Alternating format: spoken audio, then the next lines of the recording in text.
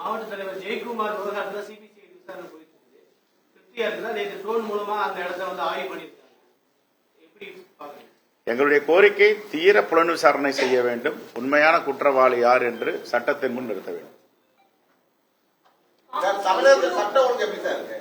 நல்லா இருக்கு, பிரமாதமா இருக்கு.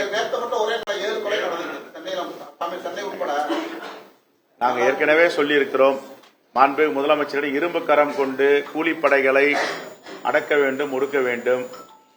சொந்தக்காரக்குள்ளேயே நிலத்தகராறுக்கு கொலை பண்ணிக்கிறாங்க, காதல் பிரச்சனையில கொலை பண்ணிக்கிறாங்க, சாதி மறுப்பு திருமணத்தில் கொலை பண்ணிக்கிறாங்க.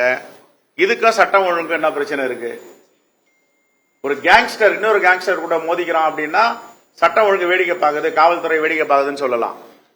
இப்போ இந்த ஒரு கொலைகள்லாம் எப்படி நடந்தது நீங்க ஆய்வு பண்ணி பாத்தீங்கன்னா பத்திரிகையில் வர செய்தியை படிச்சாவே தெரியும். சொந்த பிரச்சனைக்கு கொலை, நில பிரச்சனைக்கு கொலை, காதல் பிரச்சனைக்கு கொலை, சாதி மறுப்பு திருமண கொலைனா கவர்மெண்ட் என்ன பண்ணதுல போலீஸ் என்ன பண்ணும்? ஒரு வீட்டுக்குள்ளேயே இருக்கான், 2 பேரும் கொலை பண்ணிக்கிறான். ஆகையால இதை இன்னும் தடுக்கணும். எங்களுடைய கோரிக்கை, காங்கிரஸ் பெரிய கோரிக்கை என்னன்னா இரும்பு கரம் கொண்டு அடக்க வேண்டும், ஒடுக்க வேண்டும். இனி வரும் காலங்களில் இப்படிப்பட்ட படுகொலைகளை அனுமதிக்க முடியாது. காஞ்சிபுரத்தில் ஒரு பெண் காவலர் கணவரே வெட்டியிருக்காரு. அது காட்சி உடையில இருக்கும் போதே வந்து கொலை இல்லையா அப்படின்னு, அதாவது கணவன் தான் இருந்தாலும் வந்து காட்சி உடையில அவங்க குடும்ப பிரச்சனைங்கிறது கவர்மெண்ட் என்னங்க பண்ணா, ஆட்சி என்ன பண்ணா, முதலமைச்சர் என்ன பண்ணுவார்? வந்து காவல்துறை மீது மதிப்பு குறைஞ்சு போயிட்டா, மக்கள் அந்த பயம் போயிட்டா அப்படின்ற ஒரு கேள்வி இருக்கு. அது அவங்க குடும்ப பிரச்சனைங்க, குடும்ப பிரச்சனையா பாருங்க.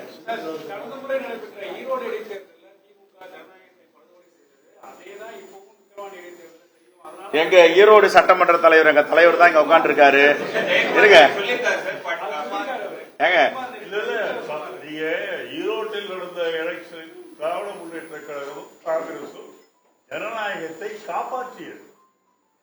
ஆகவே நீங்கள் சொல்வது போல் ஜனநாயக ஒழுங்காக ஓட்டு கேட்டோம். ஒரு நாளைக்கு இல்ல, அவங்க வெற்றி பெற வரைக்கும் வாயை திறக்கல. நாங்க வெற்றி பெற்றவுடன் ஜனநாயக படுகொலை அப்படின்னாங்க. அது முன்னாடியே சொல்ல வேண்டியதானே?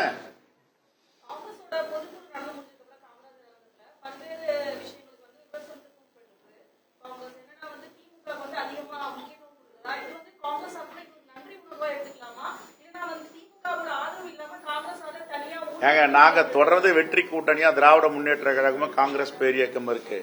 அன்னைக்கு செயற்கூட யாரும் கூட்டணியை பத்தி பேசல. எங்களுடைய கட்டமைப்பை வலிமைப்படுத்தணும் தான் பேசணும்.